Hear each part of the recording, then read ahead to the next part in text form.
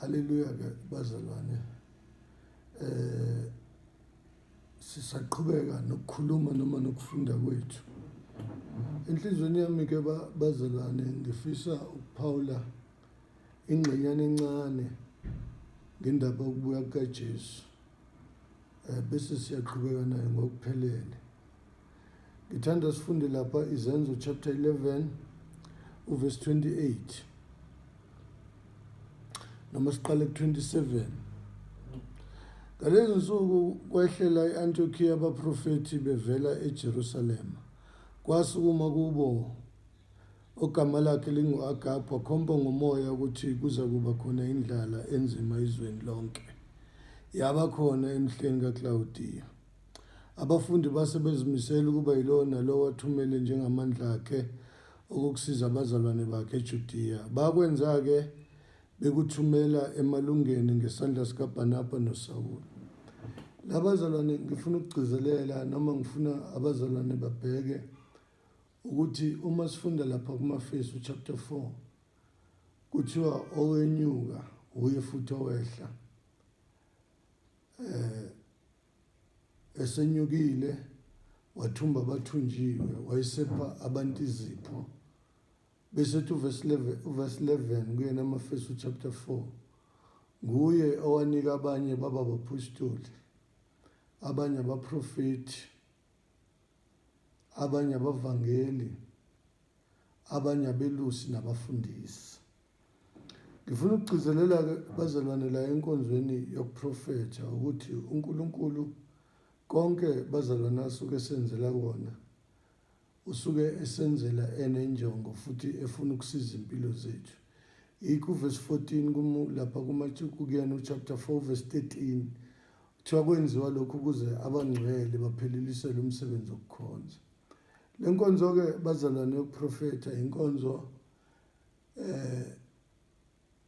ekudinga ukuthi ukube siyakwazi ukwenza ngabe sithi ake sikhulekeleni inkonzo yokuprofetha. Inkonzo yokuprofetha bazalwane inento eyenzayo. Inkonzo yokuprofetha isazisa izinto engakenzeki. Inkonzo yokuprofetha abazalwane ihlo likaNkulunkulu. Inkonzo yokuprofetha abazalwane ikwazi ukuthi isivezele ukuthi uNkulunkulu uthokozile noma akathokozile ngathi. So la ke bazalwane uNkulunkulu ke babebiziwe abapostoli baba u12. Nakho kuJuda Iscariot esefake abafundi bayikhethela uMathiya, kodwa uMathiya wangenza lutho, uNkulunkulu wavusa uPawuli. Bekhona-ke abafundi laba abayishumi-2. uNkulunkulu usevusa umprofeti u-Agabu wayengabaliwe kulesibalo saba-12. Ma besahlangene abazalwane bekhonza usesukuma-ke u-Agabu uthi kuzoba nendlala iminyaka 3.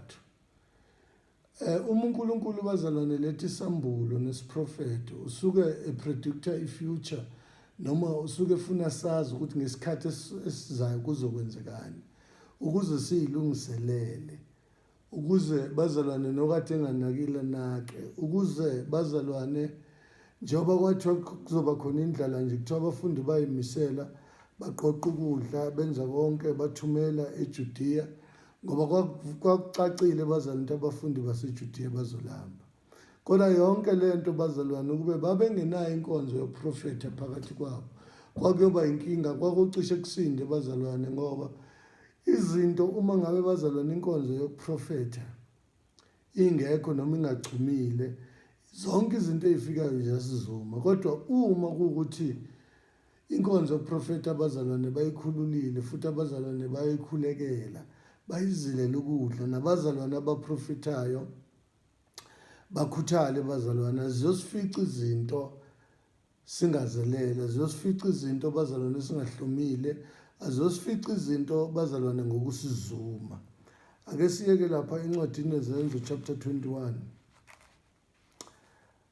Nakhona bazalwane sigcizelela nje ngifuna ukuthi sithi sifika endabeni le okuyiyona size kuyona bazalwane siqonde ukuthi uNkulunkulu bazalwane ufunani kithi.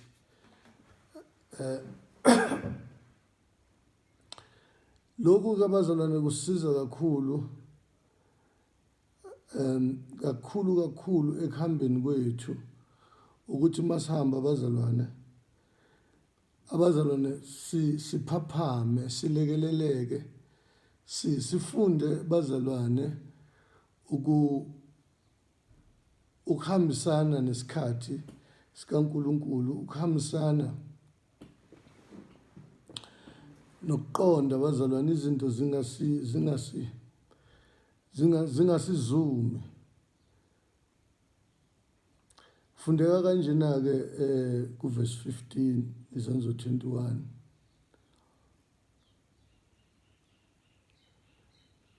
verse 7.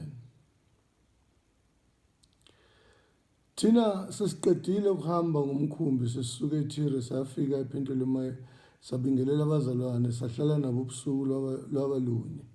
Kepha ngangomuso safika eKesariya sangena endlini kaFilipu umvangeli wayengomunye wababeyisikhombisa sahlala naye. Yena-ke wayenamadodakazi amane izintombi eziprofethayo. Kwathi sisahlezi khona izinsuku eziningana kwehla eJudiya umprofeti ogama lakhe lingu-Agabu. Yena wafika kithi wathatha uqotho likaPawula wazibopha izinyawo nezandla wathi, usho njalo uMoya oNgcwele uthi umuntu olingolwakhe lolu qotho abaJuda bazokumbopha kanje eJerusalema bamkhaphele ezandleni zabezizwe. La bazalwane ngiyathanda ukunaka noma ukugcizelela ukuthi kusaphinda yena njalo u-Agabu bazalwane. Ufika lapha kubazalwane, ufika khona noPawula. Mayefika laphana ufika endlini yomvangeli, lithi iBhayibheli lomzalwane uFilipu wayumvangeli ebalwa nalaba ababeyisikhombisa ababekhethiwe enamadodakazi intombi eyiprofethayo. La bazalwane uNkulunkulu uyagcizelela ukuthi inkonzo yokuprofetha ibalulekile. Iyavama-ke bazalwane inkonzo yokuprofetha kodade, iyavama inkonzo yokuprofetha uma bazalwane bezile ukudla bekhuleka, iyavama inkonzo yokuprofetha uma bazalwane bedumisa uNkulunkulu ngomoya nangeqiniso. Kuthiwa lo mzalwane-ke wayebopha ngoqotho wathi umnikazi walolu qotho-ke la eyakhona bazofike bamenze nje eJerusalema bamkhaphele kwabezizwe. So lokhu bazalwane kwakufundisa ukuthi kusho ukuthi umzalwane uPawula njengoba ayishumayela kwase kufika isikhathi khona la ezothi uma ngabe eJerusalema afika aboshwe, mayeseboshiwe bese yakhashelwa. Uzuyasho kwenye indawo ubazalwane uthi ibophoze ngihlalele eJerusalema. Isizathu uNkulunkulu wayemazise beforehand noma wayemazise isikhathi singakafiki. Kuya lapho-ke bazalwane ekugcizeleleni ukuthi inkosi yethu noma uNkulunkulu wethu ukhathazekile bazalwane ngempilo yethu, kodwa uma sihleli enkosini nale nkonzo yokuprofetha siyinakile uNkulunkulu uyosisiza. Uke wathi uPawula ekhuluma nabazalwane lapha encwadini yamaKorinto chapter 14 wathi zondelelani iziphiwo ezinkulu kodwa ikakhulukazi ukuba niprofethe. Njalo mekhuluma uzathi okhuluma izilimi uma zingahunyushwa mkhulu uprofetha kunokhuluma izilimi. Ngesizathu bazalwane sokuthi iprofetho ziyasivusa, ziyasakha, ziyasiqondisa, ziyasivimbela bazalwane kwezinye izinto ezingaba ingozi esingazenza. So siyagcizelela-ke bazalwane sizokhuluma ngale nkonzo yokubuya kukaJesu ukuthi abazi abazalwane ukuthi uprofetha kuyinkonzo evela kuThixo, kuyinkonzo bazalwane uNkulunkulu afuna ibe khona. Ngisho ukuthi kubalekile kunezinye, kodwa makufika izikhathi ezinjenganalezi besiyosinda ukube bazalwane iprofetho zakhomba. Asisho ukuthi bazalwane abaprofethi, kodwa sizama ukuveza ukuthi iprofetho ziyakhomba bazalwane okuzosehlela ngesikhathi esizayo. So funda-ke lapha ku-Amos 3 bazalwane uverse 7. Ngokuba inkosi uJehova ayenzi lutho ingayembulelanga imfihlakalo yayo ezincekweni zayo abaprofethi. Lokhu bazalwane kuyasivezela, kuyasikhanyisela ukuthi uNkulunkulu mangabe ezokwenza into uyaconsulta noma uyareporta, ureporta kubaprofethi bakhe. Abaprofethi bakhe bese-ke bevusa ibandla noma bavusa isizwe noma bavusa umhlaba. So bazalwane, lokhu sigcizelela kakhulu bazalwane ukuthi siyazi bazalwane kwathiwa ke ngenxa yezwi ukuthi ukuprofeta kufanele kuhlolwe. Akusikona ukuprofeta okuhlolwayo kuphela bazalwane, nokufundisa nokuvangela yonke inkonzo bazalwane iyahlolwa. So akungabe ngathi bazalwane uprofeta kuphela okuhlolwayo. Okwesibili, abazalwane abangalwi nenkonzo yokuprofeta. Akungabi yimpi bazalwane mangabe kukhona iprofeta. Okwesithathu bazalwane, abazalwane abaprofetayo abazi ukuthi uNkulunkulu ubabekele ukuthi bakhe ibandla. Abazi ukuthi nabo futhi kufanele bakhiwe ezinye izipho. Abazi futhi bazalwane ukuthi uma behlolwa, uma bazalwane umprofeti ehlolwa, umoya kaNkulunkulu uyajabula ngoba kusuke kwenza umyalo wasekhaya. uNkulunkulu othe iprofeti ayihlolwe. So ke abazalwane kungabe ngathi mangabe kuhlolwa isiprofeto noma kuhlolwa lokho akushilo umzalwane kuliwe naye ngoba kuthiwe abanye abahlale phansi bakuhlole. Okunye ke bazalwane mangabe umzalwane umprofeti, umprofeti akafani nesangoma, akafani nomuntu ohlanyayo. Umprofeti meprofeta uprofeta lokhu uNkulunkulu akushilo, akuprofete ngeorder. Akamisa abanye abantu abavale afuna ukukhulumela yedwa. Konke akwenza ukwenza ngeorder bazalwane ngoba lithi iBhayibheli imimoya yabaprofeti ithobela abaprofeti. Akwenzeki ke bazalwane ukuthi umprofeti umoya umphushe ungathi umbamba inkunzi noma uyamhijeka, kodwa uma uNkulunkulu ebeka isiprofeto uyalinda umzalwane kuze kube nesikhathi seorder, kodwa angaphumi phakathi kwabazalwane isiprofeto engasibekanga ngoba yizo bazalwane iprofeto noma izinkonzo esiyilindile ukuze uNkulunkulu asisize. Haleluya. Asiyeke lapha encwadini yesambulo chapter 10. Kukhona engifuna ukugcizelela bazalwane, mhlambe bese siyama noma ke kube khona sikushoyo lapha kusambulo chapter 10 ke bazalwane, uverse 7 wakhona ufundeka kanje. Ake ngiqale kuverse 5. Ingelosi engayibona imi phezu kolwandle naphezu komhlabathi yayisiphakamisela ezulwini isandla sayo sokunene, yafunga yena ophilayo ukuze kube phakade naphakade, owadala izulu nokukukho nomhlaba nokukuwe nolwandle nokukulo, yathi akusiba khona isikhathi, akusayi kubakho isikhathi. La bazalwane sifuna abazalwane banake ingelosi kaNkulunkulu yafunga izulu nomhlaba, yafunga ulwandle.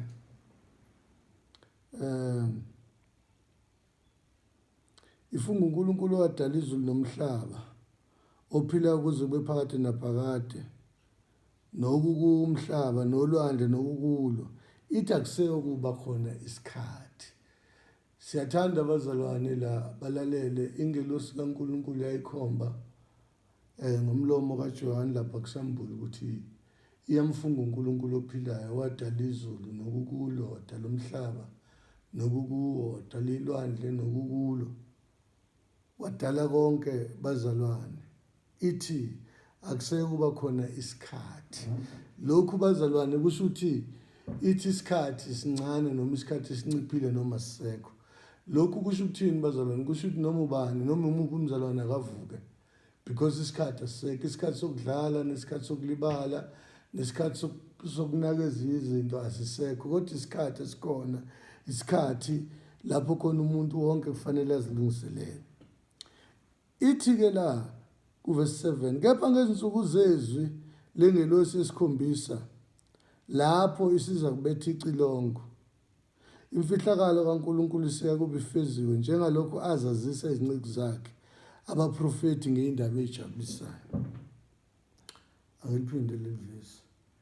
Kepha ngezinsuku zezwi lengelosi yesikhombisa lapho isiza kubetha icilongo, imfihlakalo kaNkulunkulu isiya kuba ifeziwe njengalokhu azazisa izinceku zakhe abaprofeti ngezindaba ezijabulisayo. Ngiqale la bazalwane ukuthi Lithi leli zwi ngezinsuku zezwi lengelosi yesikhombisa. Ingelosi yesikhombisa abazalwane ingelosi yokugcina. Kusho ukuthi ingelosi eyethumele zokugcina. Uzwile ngenhla kuthiwe akusekuba khona isikhathi. Ingelosi ebekhuluma la ize yafunga uNkulunkulu wadala izulu nomhlaba. Wadala ulwandle nakho konke okukukho. Ithi-ke ngey'nsuku zezwi lokugcina. Ngey'nsuku zezwi lengelosi yokugcina yesikhombisa, which is ingelosi yokugcina. Lapho isiza kubetha icilongo. Siyathanda abazalwane banaka ukuthi ingelosi yokugcina, lengelosi yokugcina isizobetha icilongo. Iliphi leli cilongo abazalwane? Ila kuthiwa khona ngezwi lengelosi nangokukhala kwecilongo. Bese indodana yomuntu yenze njani? Ivela. Siyathanda abazalwane la ukuthi ucacisa lo mzalwane uJohn la ucacisa ngokubuya kukaJesu. Kodwa uthi lapho isizokubetha icilongo. Elesilungu khona ihumusha lami lithi when the angel is about to sound the trumpet. Lokugcina is about to sound the last trumpet. Ayikho-ke i-trumpet bazalwane yokhala yokugcina ngaphandle kwe-trumpet noma ngaphandle kwecilongo lokubuya kukaJesu. So abazalwane lokhu kufanele bakulalele, bakuzwe, bakunake. Ingakalibethi-ke icilongo, imfihlakalo kuNkulunkulu isiya kuba injani? Ifeziwe. Okusho ukuthi it will be the fulfillment of the mystery of God. Hallelujah. Njengalokho azazisa izinceku zakhe abaprofeti ngezindaba ezijabulisayo. Okusho ukuthi bazalwane lento isho ukuthini bazalwane? Kuthiwa imfihlakalo kaNkulunkulu isiye kuba yambuliwe. Njengoba uNkulunkulu azazisa izinceku zakhe abaprofeti. Lokhu kusho ukuthini bazalwane? Kusho ukuthi ingelosi ingakalishaya icilongo. Ingelosi yokugcina esikhombisa. Lokhu kusho ukuthi bazalwane uNkulunkulu uyosazisa imfihlakalo ngabaprofeti. Lokhu kusho ukuthini bazalwane? Abaprofeti bayozivusa, abaprofeti bayosiqaphelisa, abaprofeti bazalwane boyikhuluma indaba ezinhle zokubuya kukaJesu, uJesu engakabuyi, ukuze usuku lenkosi bazalwane lungasizumi. Ingakho-ke bazalwane sigcizelela ukuthi abazalwane indaba yoprofeta noma izwi lesiprofeto abangalithathi kancane, abangalithathi ngokulidelela, akungaliwa, asilalele bazalwane. Isiprofeto siyalindwa, siyafezeka. Esinye isiprofeto sihlolwa ngezwi bazalwane ngoba uNkulunkulu akayikhuluma into ephambana nezwi lakhe. Kodwa kakhulukazi bazalwane emaprofethi isiprofeto siyafezeka. So okusho ukuthi abaprofeti-ke bazalwane bakhona ukusivusa, bakhona ukusiqaphelisa, bakhona bazalwane ukusilekelela nokusimela ukuthi bazalwane singazunywa usuku lenkosi noma singazunywa izinto ezizoba ingozi ezinhle noma ezimbi, kodwa singazumeki. Yicebo likaNkulunkulu bazalwane. Sisazokhuluma-ke bazalwane ngokubuya kwenkosi noma nge-second coming. Ngithe angigcizelele labazalwane ukuthi sithembele noNkulunkulu, uthembele kubaprofeti ngoba uNkulunkulu akenzi lutho engalwambulanga ey'ncekwini zakhe abaprofeti. Kusho ukuthi-ke bazalwane ngizothi ngeke sisahamba kakhulu ngoba senzela ukuthi bazalwane nemishini le esithatha ngayo iyasilawula.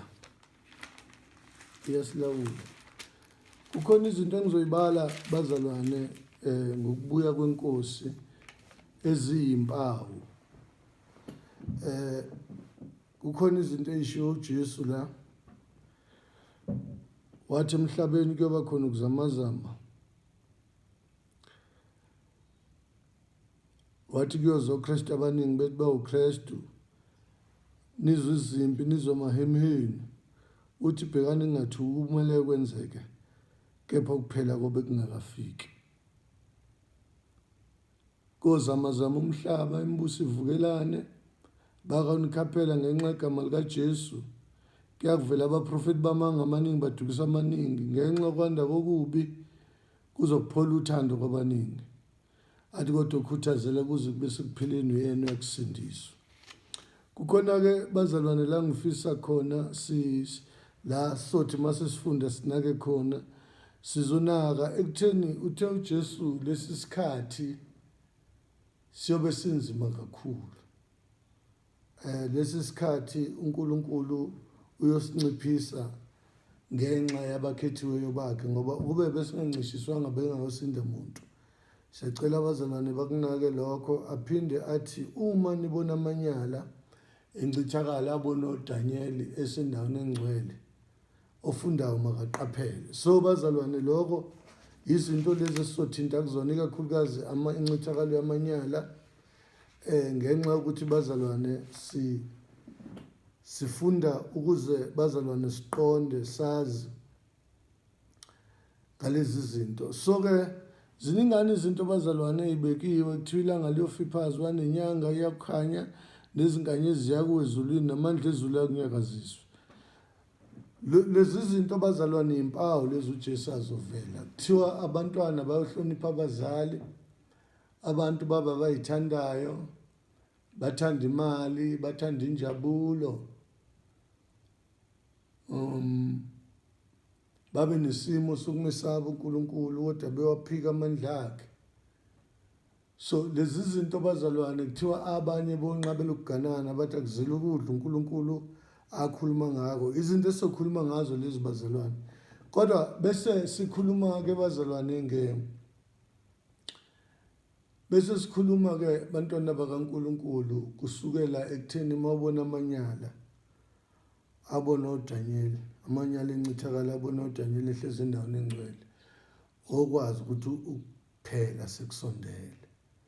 Lokhu ngiyakugcizelela bazalwane, sidlule lapho sizobuka iBhabhiloni, because iBhabhiloni liyahlangana nalamanyala okukhulunywa ngawo. Emva kwalokho bese sibuka imillennium ke bazalwane 1000 years akhulume ngayo uPetro wathi usuku lulunye kuNkulunkulu leminyaka eyinkulungwane, iminyaka eyinkulungwane uNkulunkulu usuku olulodwa. Emva kwalokho ke kwemillennium bazalwane sobe sesikhuluma ke ngokwahlulelwa, which is judgment. Sesiyavala ke bazalwane mase siqhubeka ke sesizokuhlaziya ke ngakunye kodwa sokuhlaziya konke ngoba okunye kucacile bazalwane kakhulu kusobala akudingi nokuthi size sihluphe ukuthi abantu boba bayithandayo, bethanda imali, bathanda injabulo, babe nesimo sokusaba uNkulunkulu. Izinto zonke ukuzamazama komhlaba izimpi bazalwane zibe khona, usizi sikulo njengamanje uJesu alibikile wathi kuyoba khona usizo olukhulu emhlabeni yilo lolu njengoba sigijinyiswa i-coronavirus. Okunye ke bazalwane lapha kwiBhabhiloni sizocacisa kakhulu indaba ka666 uPaul esilo ngoba sebekhulumile abantu basho izinto eziningi kuzodinga ukuthi singene kukho bazalwane kodwa sizokwenza ke ngokulandelana. Inkosi inibusise.